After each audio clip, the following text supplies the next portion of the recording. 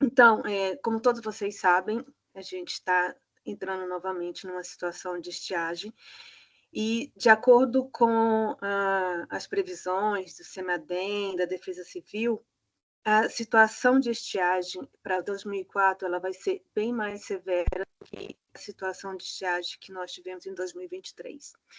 E já pensando numa ação proativa, né, uma forma de orientar gestores municipais, de orientar os profissionais que atuam na assistência social, o MDS ele resolveu fazer esses apoios técnicos semanal. São apoios técnicos temáticos, onde a cada semana a gente vai estar trazendo para vocês um tema diferente, com informações que vocês necessitam para que vocês possam fazer planejamento, para que vocês possam fazer os planos de contingência, vocês terem ciência de como agir diante de uma situação de emergência, onde vocês vão buscar recursos para vocês poderem estar atuando diante dessa situação de estiagem. Nós começamos esses apoios técnicos na semana passada, nós já temos lá no blog do MDS, no YouTube, a gravação da reunião da semana passada. A reunião da semana passada foi sobre alertas de situações de desastre. Nós tivemos com a gente o Vitor Marchesini. Vitor trouxe para a gente informações com relação à necessidade do gestor público se conscientizar, que ele primeiramente tem que se conscientizar da situação de emergência para poder formular políticas públicas de atuação diante dessa situação. Falou sobre os eixos de alerta de desastre e trouxe para a gente também a questão da preparação do território para lidar com a situação de emergência. Hoje nós vamos estar trazendo para vocês informações com relação aos serviços de proteção em calamidades públicas e emergência. A gente vai estar trazendo também informações como solicitar cofinanciamento federal, caso seja necessário a implantação de alojamentos provisórios e outras informações. A gente colocou no nosso canal de WhatsApp um cronograma preliminar dos próximos apoios técnicos que a gente vai estar fazendo. A gente vai estar trazendo informações para vocês semanalmente com relação à defesa civil, à atuação da saúde diante de contexto de situação de emergência, situação de estiagem. A gente vai trazer informações de trabalho social com família, benefícios eventuais, vigilância, segurança alimentar, Bolsa Família. E a gente também está aberto para receber sugestões de vocês, caso vocês tenham algum tema que vocês queiram que a gente traga, a gente vai estar providenciando e trazendo para vocês informações. Como eu disse, a gente tem um grupo de WhatsApp da estiagem, a gente tem colocado, já temos várias pessoas, aí eu peço a vocês que divulguem, né, esse grupo de WhatsApp, para que esse, na verdade, vai ser um canal onde a gente vai estar trazendo para vocês todas as informações necessárias e vocês podem buscar também, a partir desse canal, informações, caso vocês precisem. Queria informar também que a gente... Esse quarto aqui é o meu, então bota... Tem alguém com áudio aberto. Queria trazer para vocês também que nós, aqui do Ministério, nós já estamos em contato também com os gestores estaduais das regiões que já se encontram com decretação de situação de emergência, no caso dos estados do Amazonas, Pernambuco, Mato Grosso do Sul, Mato Grosso e Amapá. Então, a gente já vem conversando com gestores estaduais. Para alguns, nós já fizemos apoios técnicos para os municípios, só para deixar vocês cientes que a gente já vem trabalhando, que a gente já vem articulando. E aí, vamos agora começar o nosso apoio técnico. Eu vou projetar aqui para vocês uma apresentação, para a gente poder começar a conversar. Vou fazer a apresentação, no final a gente abre para vocês trazerem, caso vocês tiverem alguma dúvida, tá? No final a gente abre inscrição para a gente poder conversar.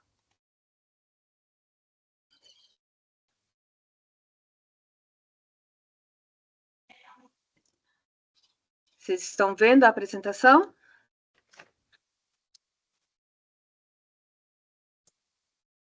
Sim. Ok. Tá. Então, inicialmente eu trago para vocês Essa capa aqui é a capa de uma revista que nós publicamos no final do ano passado, em parceria com a Unicef. Nessa revista, a gente traz informações para os gestores o que fazer nas emergências no Sistema Único de Assistência Social. É uma revista bem pequenininha, de uma linguagem bem fácil de entender, que traz para vocês as primeiras coisas que vocês precisam fazer quando vocês estão em situação de emergência. Para além dessa revista, a gente está publicando outros fascículos, são fascículos mais robustos, com mais informações, fascículos específicos, nós temos com relação à gestão do SUAS, a vigilância, benefícios eventuais, serviços de acolhimento, trabalho social com família. Então, a gente está construindo esse material. No final, eu mostro para vocês os materiais que já estão prontos e que já estão disponíveis para vocês. A minha apresentação ela vai ser em cima do conteúdo dessa revista. Então, assim, não se preocupem em ficar anotando nada, porque esse material eu já disponibilizei para vocês também lá no nosso WhatsApp. E caso vocês queiram, que vocês não consigam obter, é só fazer solicitação que a gente vai estar disponibilizando para vocês também. Como eu disse para vocês, é um material que a gente construiu junto com a Unicef, ele tem como objetivo transmitir informações práticas sobre o tema, e ele é parte de um conjunto de ações estratégicas na temática, especialmente no campo de proteção social aos grupos mais vulneráveis. Então, gente, a tela está passando para vocês?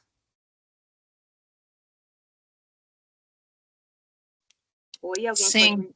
Ah, ótimo. Tá. Então, quando o município ele está em situação de emergência, a primeira coisa que o gestor municipal precisa fazer é decretar a situação de emergência. E para decretar a situação de emergência, é preciso estar em contato com o profissional da Defesa Civil que tem no município de vocês ou no estado. Porque quem decreta, o gestor municipal, ele decreta a situação de emergência e com a decretação de situação de emergência, tem que buscar o reconhecimento da situação de emergência do governo federal. E quem busca, quem faz esses trâmites para vocês é o profissional da Defesa Civil, porque quem publica a portaria de reconhecimento de situação de emergência é o Ministério da Integração e Desenvolvimento Regional. Então, por que tem que ter o reconhecimento da situação de emergência? O gestor ele só consegue receber recurso de qualquer órgão do governo federal se tiver o reconhecimento da situação de emergência. Seja recurso do MDS, da Saúde, do MIDR, ou qualquer outro ministério, qualquer órgão, ou qualquer agência do governo federal, para poder receber o recurso, tem que ter o reconhecimento. Então, aqui já começa para a gente a primeira articulação que vocês precisam ter com a Defesa Civil. A assistência social, quando passa por uma situação de emergência, ela não consegue resolver tudo sozinha. Então, ela tem que buscar todos os atores, todas as políticas públicas existentes no seu território e, prioritariamente, a Defesa Civil, que vai estar atuando em conjunto com a assistência social para que vocês possam fazer qualquer atuação para poder atender as pessoas que foram afetadas pela situação de emergência. Então, inicialmente, vocês precisam decretar a situação de emergência e depois buscar o reconhecimento da situação de emergência. Agora, eu trago para vocês aqui a articulação que vocês precisam ter com todos os eixos de atuação do SUAS. É muito comum as pessoas pensarem que quando o município está em situação de emergência, a responsabilidade vai ser da proteção social especial, de alta complexidade, mais especificamente da proteção social especial, mais específico da alta complexidade. Mas não é. Então, todos os profissionais, todos os atores do SUAS, eles têm que atuar diante de uma situação de emergência. Aí eu trago para vocês aqui todos os eixos para que vocês entendam como é que vocês vão estar dessa situação. Então, o primeiro eixo que aparece aqui para a gente, então, nós temos 6 eixos, 3 deles são eixos de gestão e 3 deles de atendimento. O primeiro eixo que aparece para a gente é o da intersetorialidade. Então, vocês precisam buscar todos os atores, toda a rede né, que funcionam no município de vocês. Vocês precisam buscar essa articulação junto à Defesa Civil, como eu já disse, junto à saúde, junto à educação, segurança, Secretaria de Habitação. Então, todos aqueles atores que podem estar contribuindo, né, para poder fazer o atendimento das pessoas que foram afetadas. Outro eixo que nós temos é o eixo da gestão legal administrativa. Então, a gestão do SUAS no município de vocês tem que estar atuando, buscando todas as legislações existentes com relação a calamidades públicas e emergência, buscando todas as formas de buscar recurso, seja recurso municipal, recurso estadual ou recurso federal. Vocês precisam ter toda essa legislação em mãos para vocês entenderem o que vocês têm direito, o que vocês podem buscar. A gestão legal também, administrativa, ela vai estar buscando, entendendo qual é a estrutura do município para atender as pessoas. Então, ela precisa entender qual é o público vulnerável, em que regiões essas pessoas estão, se acontecer alguma coisa nessa região, onde que vocês vão poder atender essas pessoas, quais são os pontos de apoio. Então, a gestão administrativa tem que ter em mente como que vai atuar no caso de situação de emergência. Eu estou trazendo para vocês aqui uma linguagem, gente, de prevenção, tá? Para que vocês possam se organizar diante de um contexto de emergência. Um outro eixo que nós temos também é a vigilância socioassistencial. Se o município tiver uma vigilância socioassistencial atuante no município, ele vai ter todo o diagnóstico do município, vai saber qual é o público vulnerável, quais as regiões mais vulneráveis, se ocorrer uma situação de emergência, quais as regiões que podem ser afetadas ou não, e se for afetado, como que vocês vão agir. Então, a vigilância ela tem todos os dados para que vocês possam fazer essa análise, para que vocês tenham esse diagnóstico, para vocês entenderem como que vocês vão estar atuando. Aí eu trago um pouco aqui da vigilância socioassistencial, né, que vocês precisam ter uma estrutura, fazer uma estruturação das vigilâncias e os bancos de dados das séries históricas de emergência também, para que vocês entendam como que acontece e o que pode acontecer. Vocês precisam elaborar modelos e coletar informações durante a emergência, então é a vigilância que vai estar atuando nesse caso. Precisam de mecanismo de disseminação de informação com qualidade e celeridade. Então, se a vigilância tem esse diagnóstico em mão, ele tem que disseminar essas informações. E a produção e disseminação desse diagnóstico de emergência, em parceria com a Defesa Civil e Saúde, vocês precisam buscar a questão do perfil socioeconômico das famílias, as informações sobre a rede socioassistencial, a situação das famílias afetadas de seu perfil, e quais são as necessidades imediatas dessa família. Então, é preciso essa atuação muito intensa da vigilância socioassistencial. Aí, quando a gente vai falar do eixo de atendimento, a gente tem os serviços de acolhimento, né, no caso de vocês necessitarem fazer o acolhimento de alguma família, só que a gente está falando aqui em situações de estiagem, e quando ocorre em situação de estiagem, não é comum as famílias saírem de suas casas. Então, para esse caso, quando a gente fala de acolhimento, a gente tem possibilidades, né, no caso de regiões isoladas, quando algumas regiões ficam isoladas e vocês não conseguem chegar até essas regiões, como ocorreu no ano passado, na situação de estiagem.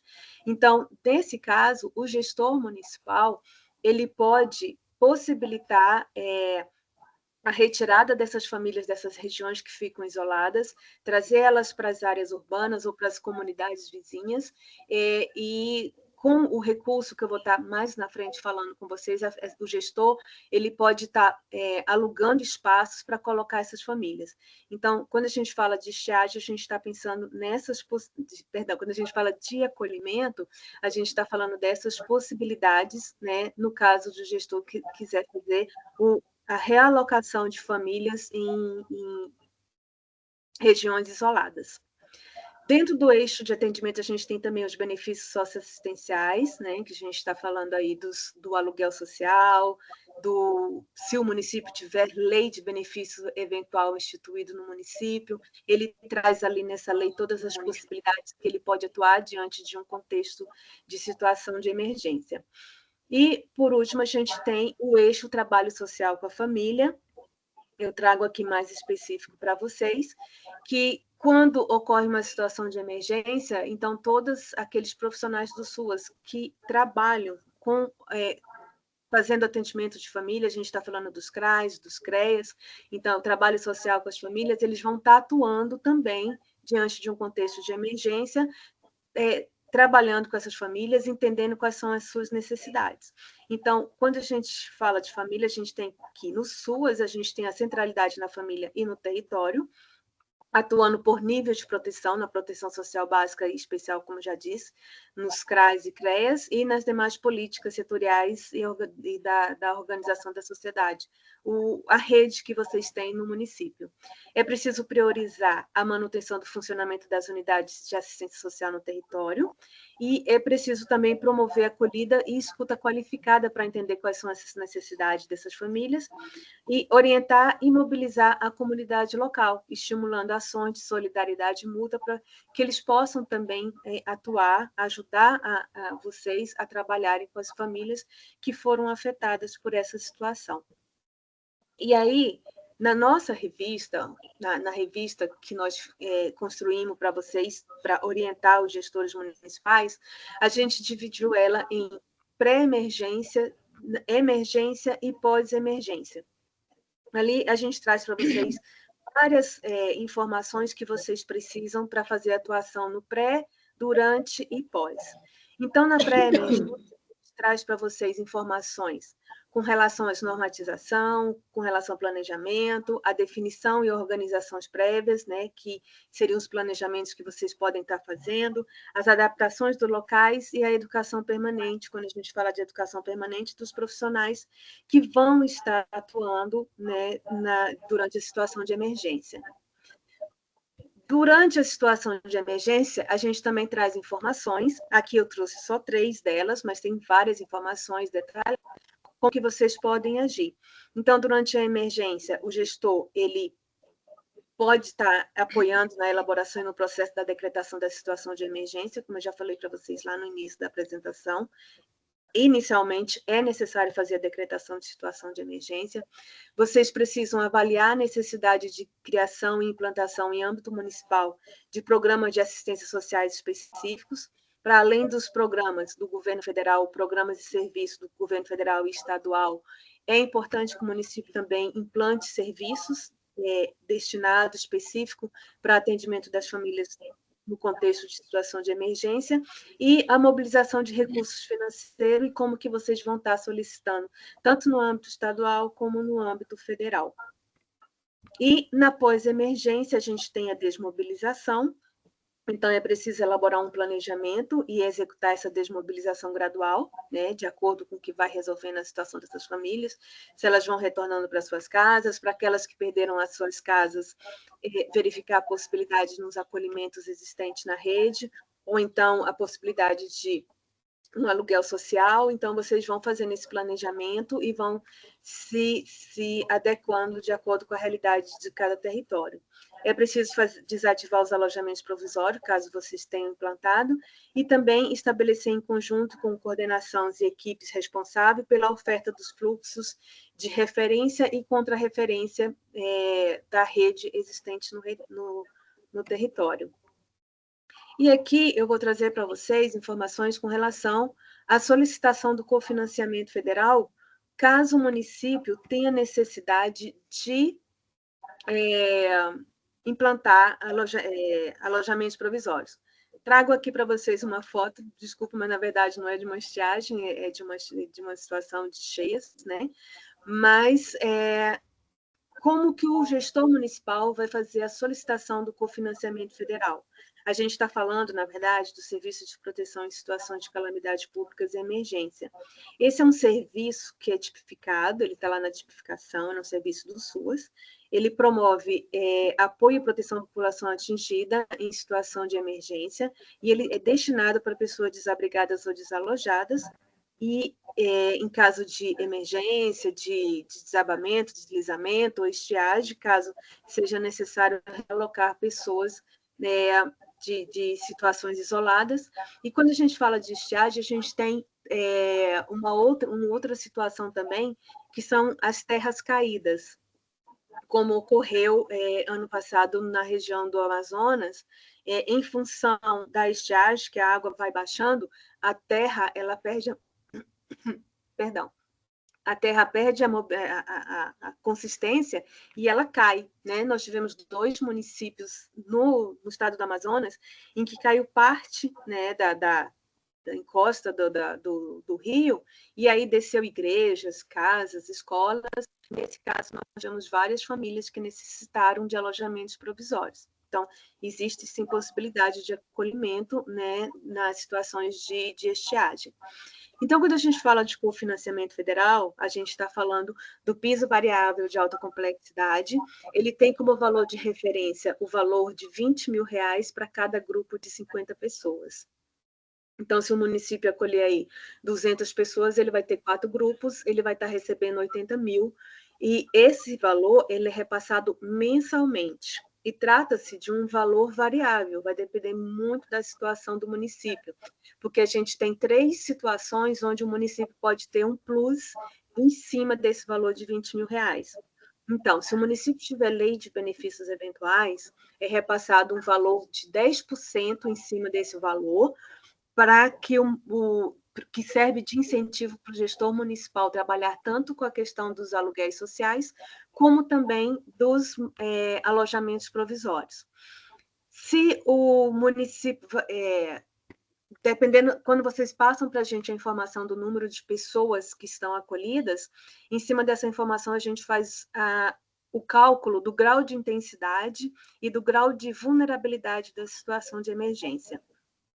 O grau de vulnerabilidade ele leva em consideração o número de pessoas vulneráveis que estão acolhidas nos alojamentos provisórios. Então, a gente considera o número de crianças, pessoas idosas, pessoas com deficiência. Se esse número for 50%, acima de 50% do número de pessoas que estão acolhidas nos alojamentos provisórios, o município tem aí um plus de 10% em cima desse valor de R$20 mil. E, por fim, a gente calcula também o grau de intensidade da situação de emergência. Esse, a gente considera o número, a população do município.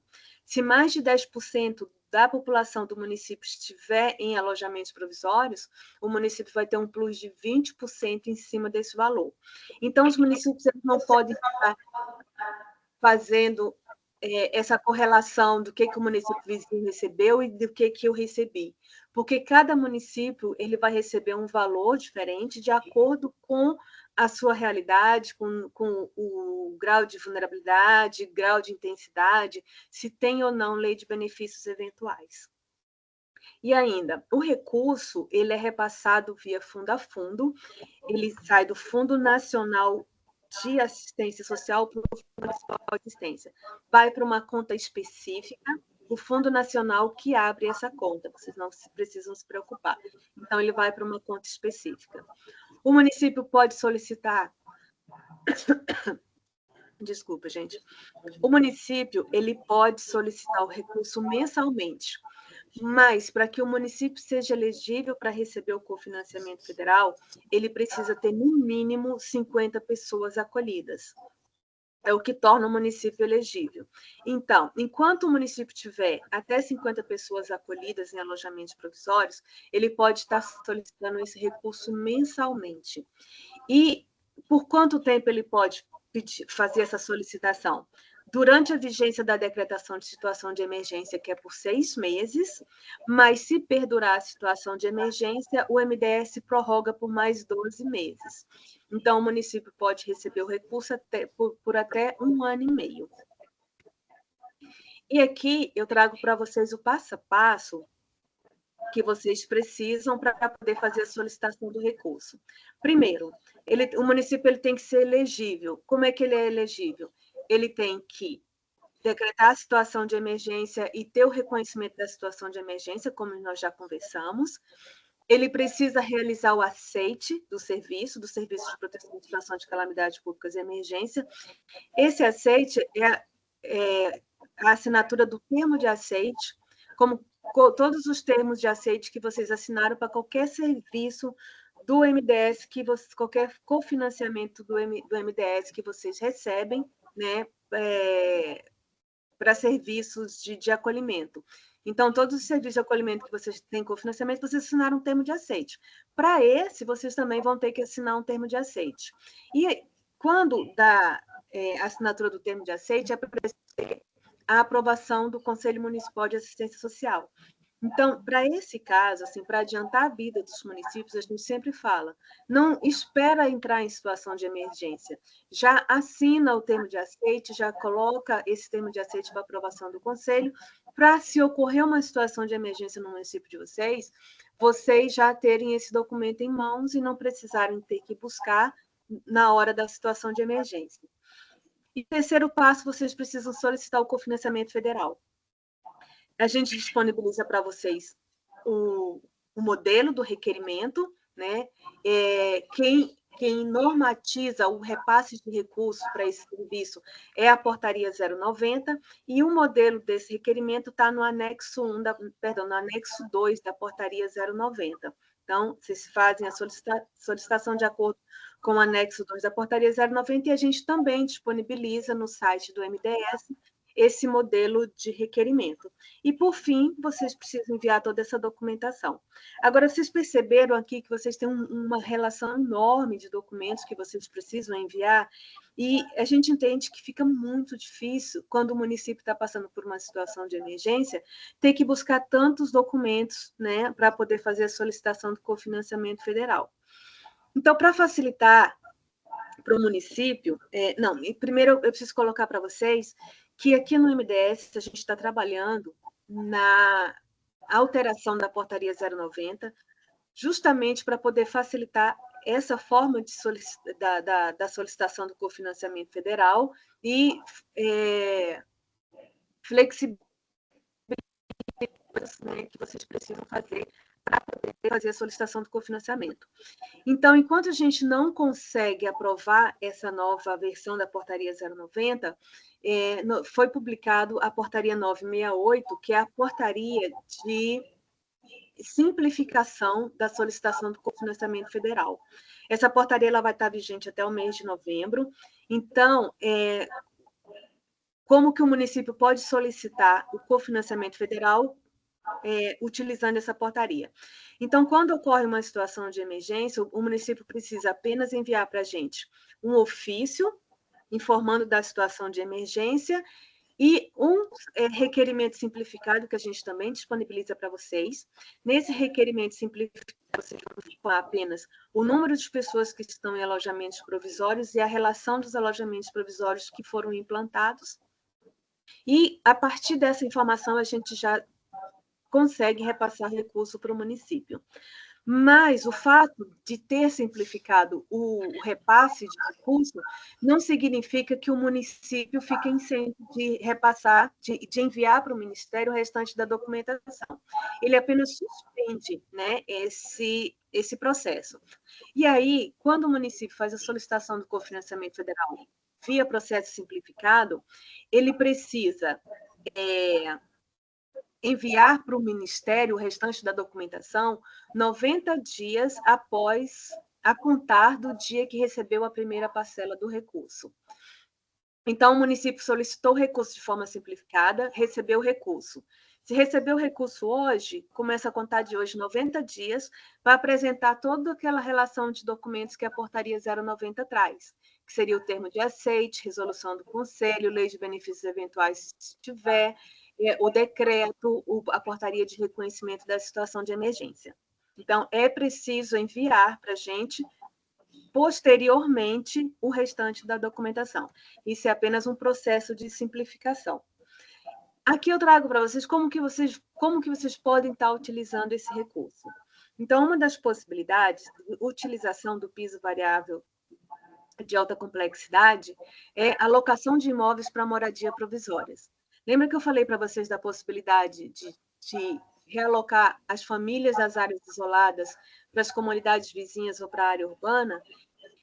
Se vocês tiverem a necessidade de fazer esse movimento, então, o gestor municipal de assistência social, ele pode fazer locação com de casas, fazer locação da rede hoteleira ou de pousadas, utilizando esse recurso, piso variável de alta complexidade, para poder acolher essas famílias enquanto perdurar a situação de emergência.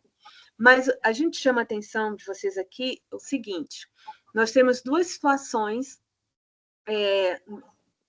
de locação de espaços. Nós temos os benefícios eventuais, como eu falei para vocês, por meio da lei de benefícios eventuais, vocês instituem recurso para aluguel social. Então, a gente está falando de aluguel social de benefícios eventuais. Quando eu falo de aluguel social, o gestor municipal ele repassa o recurso para o usuário, e o usuário procura uma casa e faz a locação, faz o aluguel dessa casa e fica ali provisoriamente. Aqui, nós estamos falando de um serviço, de um recurso que o gestor municipal recebe no Fundo Municipal de Assistência Social. Logo, quem vai fazer a gestão desse valor, desse recurso, vai ser o gestor municipal. Então, quem vai fazer a alocação desse espaço é o gestor. O gestor não pode colocar recurso de serviços na mão do usuário. Então, quem faz essa gestão vai ser o gestor municipal de assistência social, vai alugar os espaços e colocar as famílias ali. O fato das famílias estarem em casas alugadas, em hotéis ou em pousadas, não significa que vai deixar essa família lá e pronto. Não, essa família vai ter todos os acompanhamentos dos serviços socioassistenciais. Então, vai ter os profissionais que vão estar acompanhando essas famílias, vocês precisam subsidiar essas famílias com alimentação, com vestuário, com toda e qualquer necessidade que elas tiverem. Então, vocês vão estar fazendo acolhimento da mesma forma que vocês estariam fazendo de forma comunitária, quando vocês fazem em igrejas, escolas e ginásio. Então, a gente tem aqui 3 modalidades: as comunitárias, nos grandes alojamentos, as familiares, que vocês podem fazer alugar casas para as famílias, e individual, que vocês podem fazer na rede hoteleiras ou pousadas, e também, dependendo do tamanho da família, vocês podem colocar em rede hoteleiras. Então, não misturem o recurso de moradia provisória com aluguel social. Outras possibilidades também que vocês podem estar utilizando o recurso do piso variável de alta complexidade no caso de vocês optarem por acolhimento comunitário, né, aqueles grandes alojamentos provisórios. Então, vocês podem utilizar esse recurso para estruturar os espaços. Quando eu falo estruturar os espaços, é quando vocês optam por ginásios, escolas. Então, vocês precisam fazer aquelas divisórias com lonas, madeirites, para ter aqueles espaços familiar, dignamente ali um espaço familiar, para que as famílias não fiquem ali tudo junto e misturado, né? Esse recurso ele pode ser utilizado também para aquisição de alimentação, água, colchões, colchonetes, tudo que as famílias e indivíduos que estão ali acolhidos, eles precisam. Vocês podem utilizar para a contratação da equipe de apoio. Quando eu falo equipe de apoio, eu estou falando dos profissionais que vão atuar na cozinha, na limpeza, na segurança, então, nos serviços gerais, e como também os profissionais da assistência social. Então, esses profissionais de forma temporária. Então, são as pessoas, os profissionais da assistência que vão atuar, que vão ali estar fazendo trabalho social com as famílias que estão ali acolhidas nos alojamentos provisórios. Vocês podem também fazer a locação de automóvel. Se vocês podem locar automóvel para fazer o traslado dos profissionais e das famílias, vocês podem também utilizar esse recurso para combustível. Aí aqui eu trago mais detalhadamente como vocês podem fazer a execução desse recurso. Como eu já disse, a questão dos combustíveis, material de manutenção dos combustíveis, gêneros alimentícios, ali mais detalhados, material de expediente, serviços públicos e de telecomunicações. Então, tudo que qualquer necessidade que tiver nos espaços de acolhimento com as famílias acolhidas, é possível fazer, vocês podem utilizar esse recurso sem problema.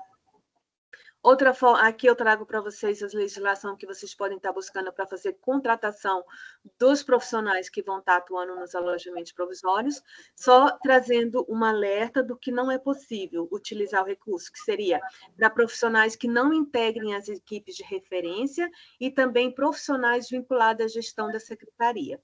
Para esse caso, não é possível utilizar o recurso do PEVAC. Outra forma também que não podemos utilizar é para aquisição de cestas básicas.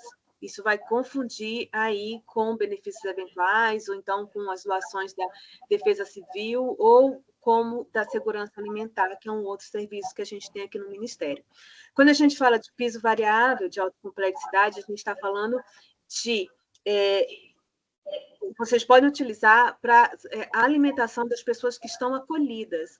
Logo, vocês podem contratar empresas para que fornecem quentinhas, fornecem marmitas para as pessoas que estão acolhidas. Nesse caso, pode. Mas vocês não podem adquirir cesta básica para distribuir para as pessoas acolhidas. Então, aí vai ter sobreposição.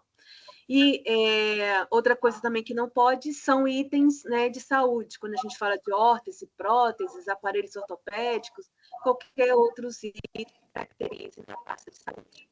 Não pode para construção ou ampliação de qualquer imóvel, mas reforma que modifique a estrutura da edificação.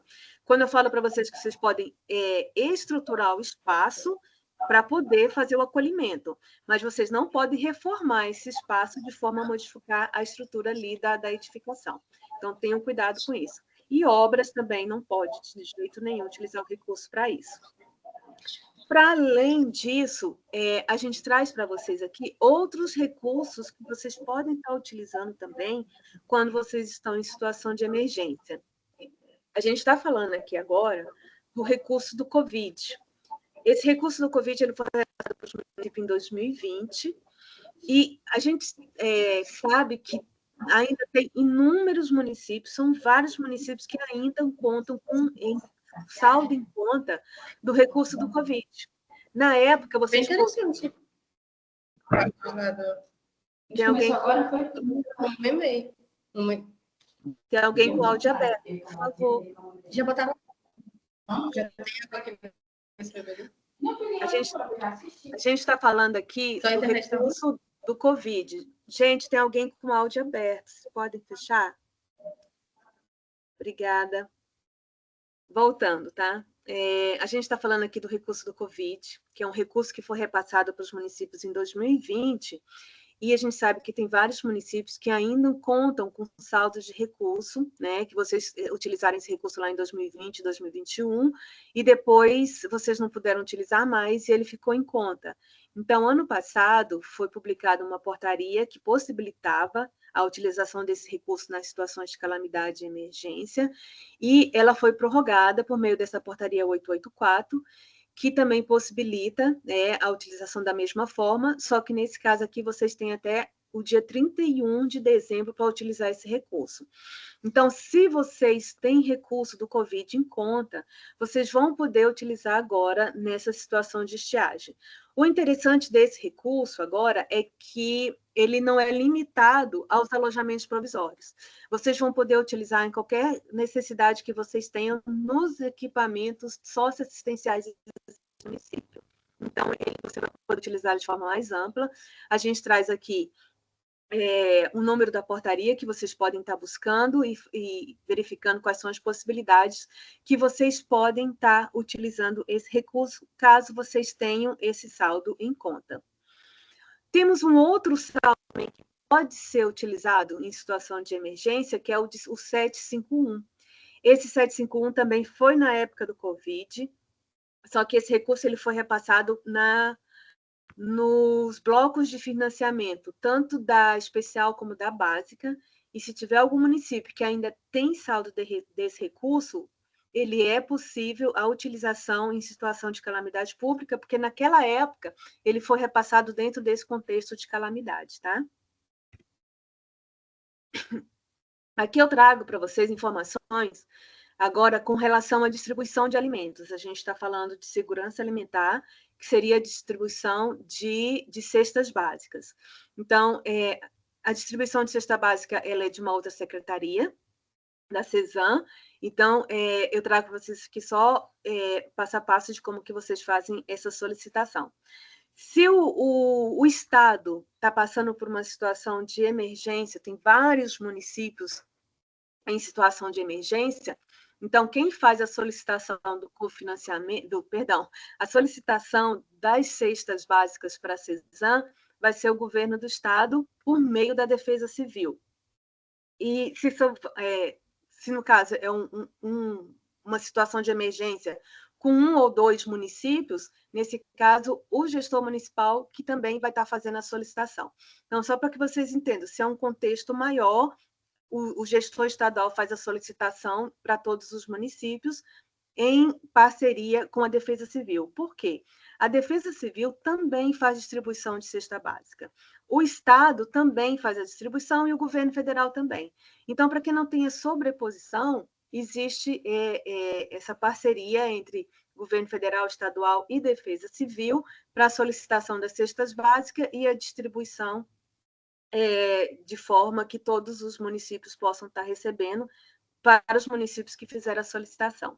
Então, aqui a gente traz as informações como vocês precisam fazer, e no caso do município fazer a solicitação só ele mesmo, sem interlocução com o Estado, vocês podem estar buscando informação aqui nesse e-mail ada.emergencial, e a portaria que eu citei para vocês aqui atrás, que é a 898 de 2023, ela traz o passo a passo de como que vocês vão fazer a assinatura do termo de aceite e como que vocês vão fazer a solicitação de cestas de alimentos, caso vocês precisem.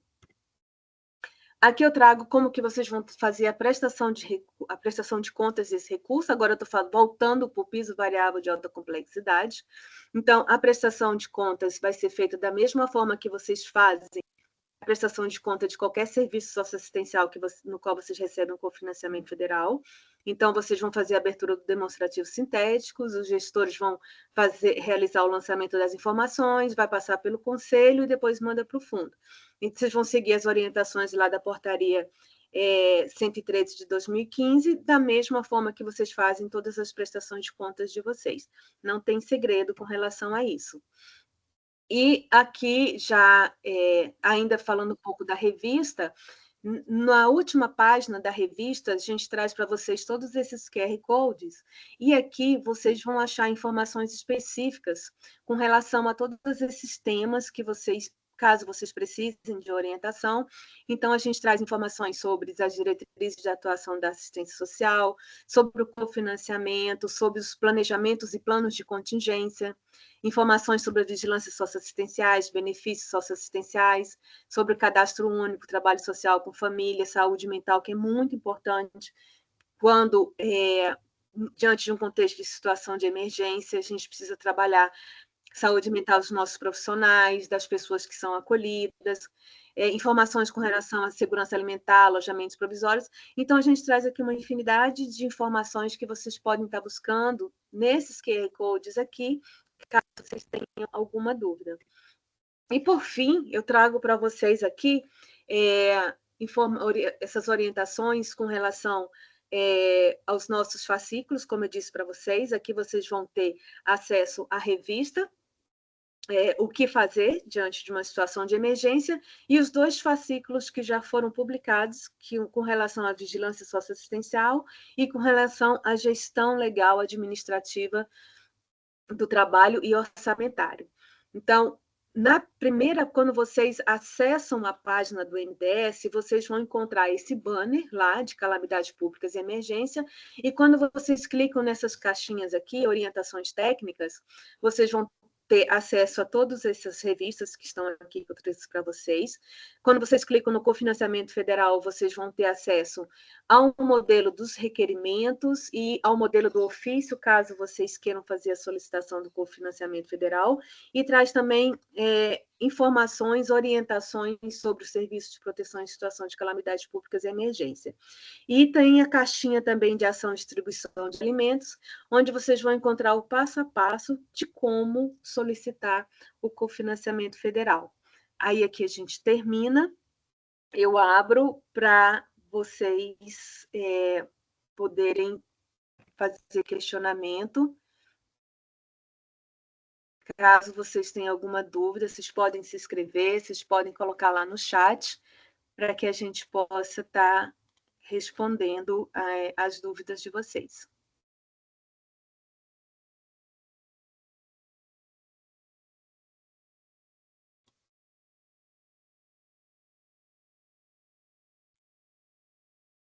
Deixa eu dar uma olhada aqui no chat, o que a gente tem.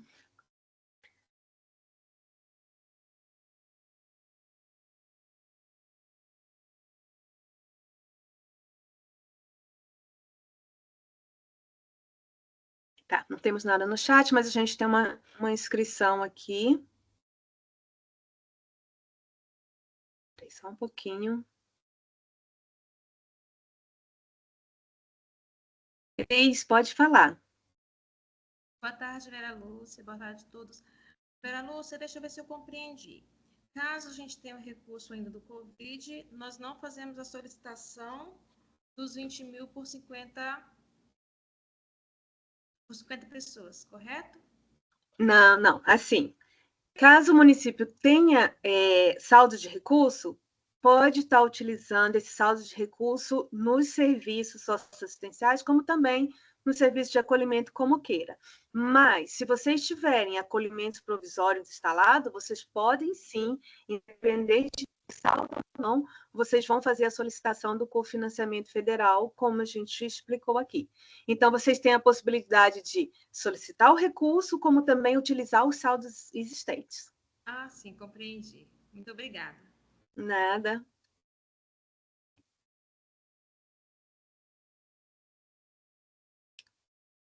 Mais alguma inscrição?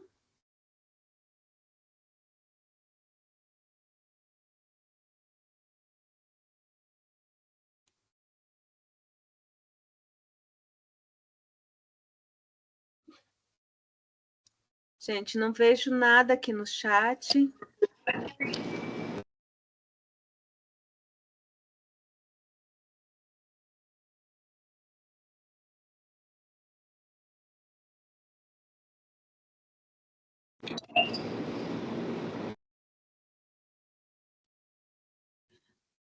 Oi, Miriam, pode falar. Boa tarde.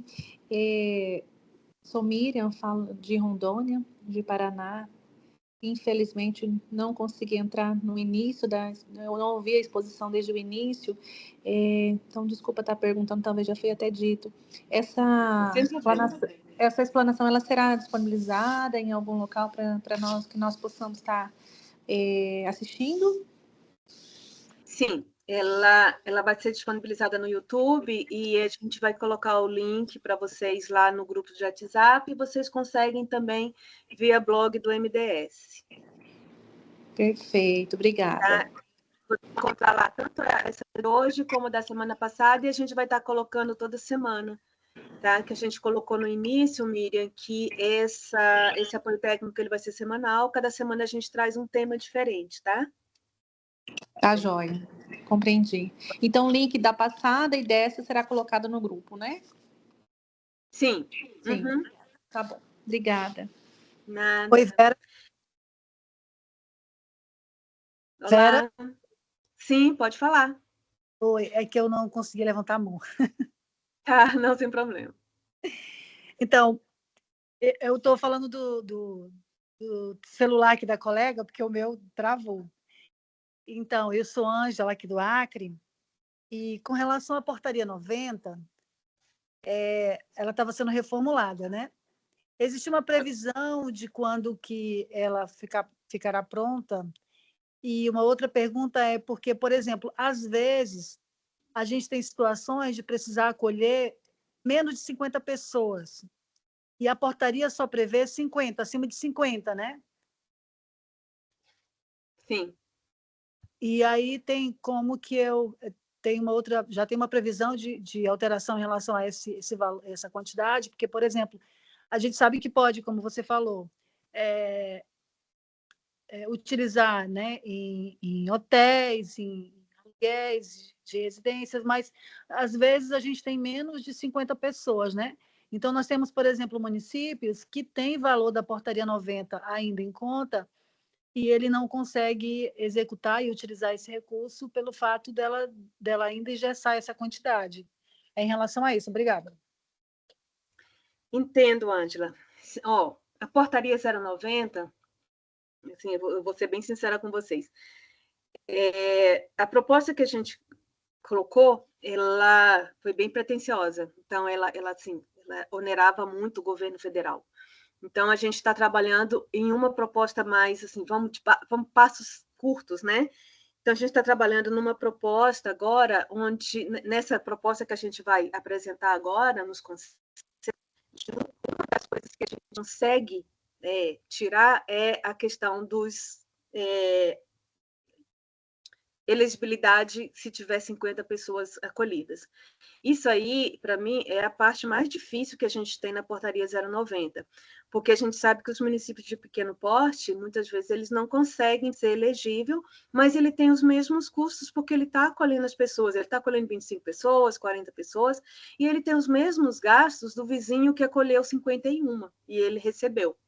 Então, eu digo para vocês assim, a nossa intenção é ainda esse ano aprovar a nova versão da portaria 09. E, com certeza, esse é um dos itens que a gente vai conseguir derrubar, tá, Ângela?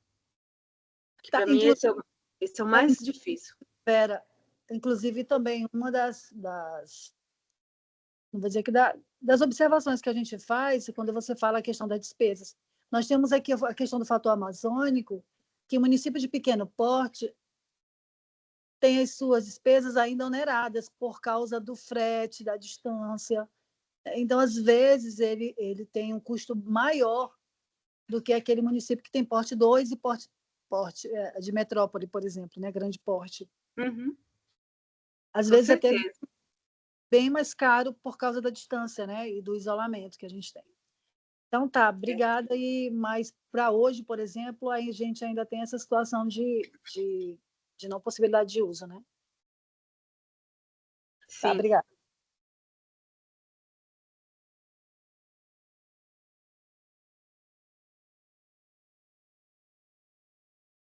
Deixa eu ver se tem alguma coisa no chat.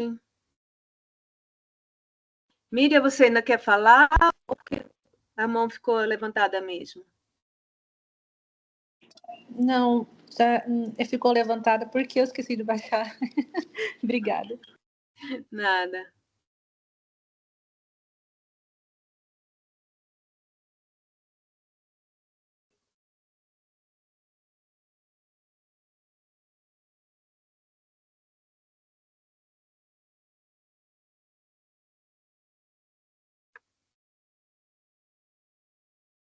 Mais alguém?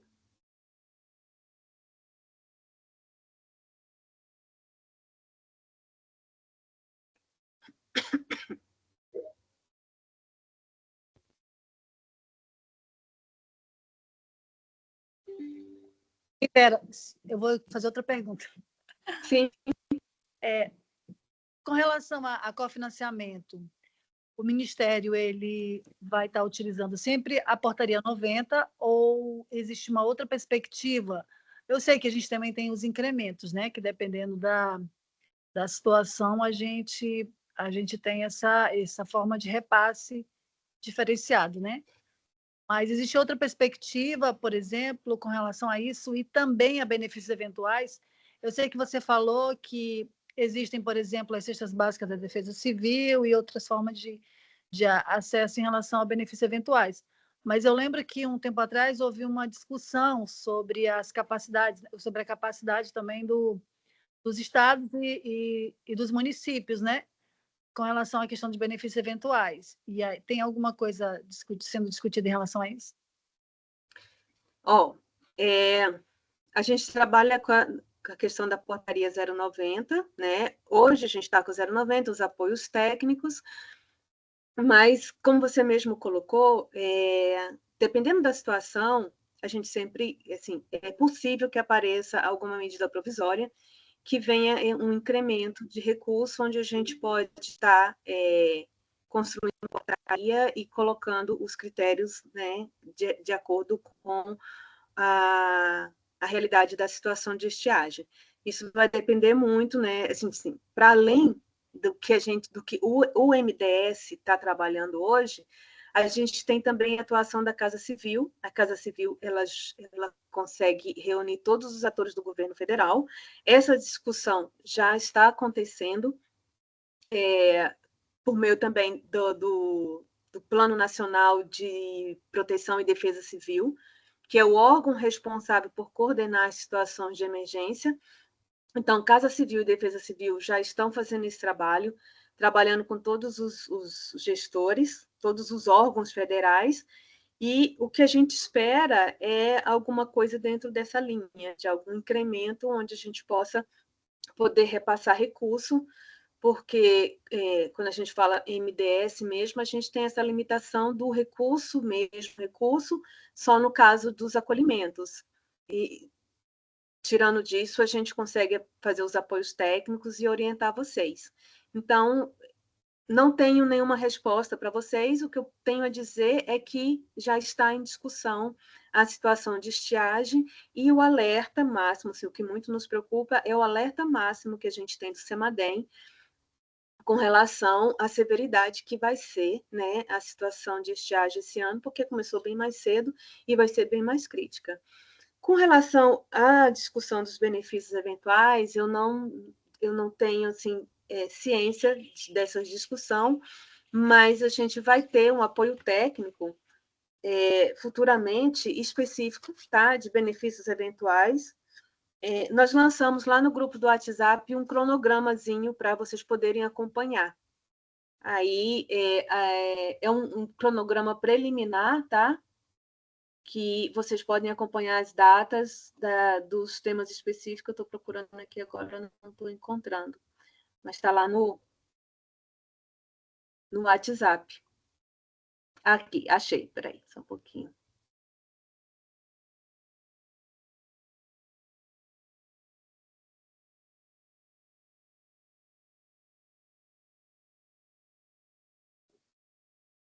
Enquanto tu procura, eu entrei, eu não... No dia 22 de agosto, vai demorar um pouco ainda. Mas eu posso buscar essa informação e coloco lá no grupo de WhatsApp. Tá, é que quando eu entrei, eu estou tendo dificuldade para entrar com o meu celular, né? Eu não vi a abertura. Aí, como que faz para participar do grupo de WhatsApp? Vou colocar um link aqui para vocês. Tá ótimo, obrigada. Então tá, obrigada. E quando eu falei dos benefícios, eu lembrei aqui onde foi a discussão, foi na Conferência Nacional.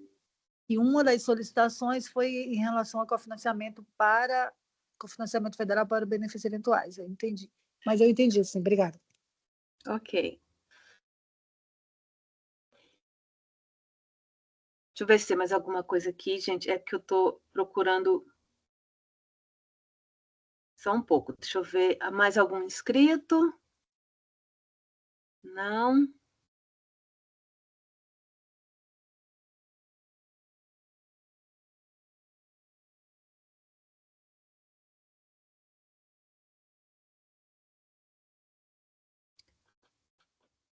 Não, não temos mais nenhum questionamento.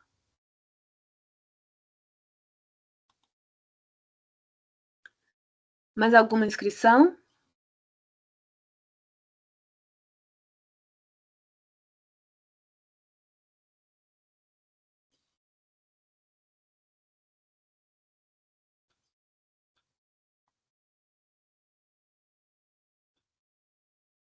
Podemos encerrar, então?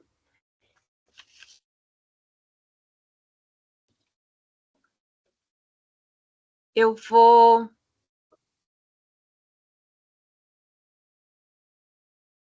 Ah, está pedindo para colocar os links para entrar no grupo. Eu vou encerrar, aí vocês esperem só eu achar os links para colocar aqui no grupo para vocês, tá bem? Então, obrigada a todos vocês pela paciência e informar que na próxima semana, nesse mesmo horário, nesse mesmo dia, nós vamos estar aqui de novo. A gente vai trazer na próxima semana informações com relação à atuação da Defesa Civil nas situações de estiagem.